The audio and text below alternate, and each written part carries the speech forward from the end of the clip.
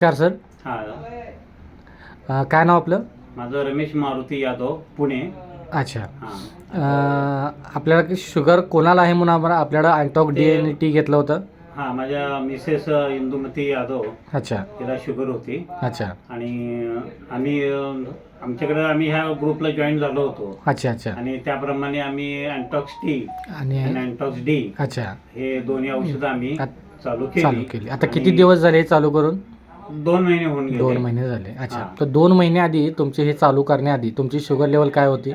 ती जेवणा साधारण 150 पर्यंत होती अच्छा आणि जेवणानंतरची साधारण 220-225 अशी काहीतरी होती. अच्छा अच्छा अच्छा. मग आता हे 2 महिने तुम्ही यूज केलं आहे अँटॉक डी आणि अँटॉक्स. हां, हे अँटॉक्स डी आणि अँटॉक्स टी तुम्ही हे यूज केलं आहे. यूज केली. तर 2 महिन्यानंतर तुम्हाला काय फरक जाणवतो? हां, त्याच्यामध्ये तिची जेवणाअगोदरची शुगर 96.36 अच्छा आणि जेवणानंतरची जी आहे जी ती 128.6 आली. बघूया, एक मिनिट दाखवू तर शकता? त्याचा हा रिपोर्ट आहे इथे.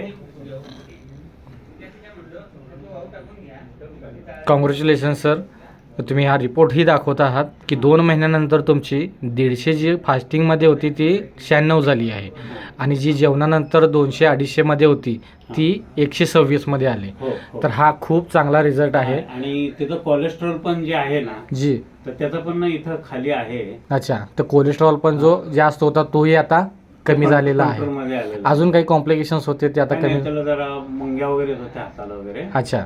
त्या सुद्धा कमी झालेल्या आहेत. त्या सुद्धा कमी झालेल्या आहेत.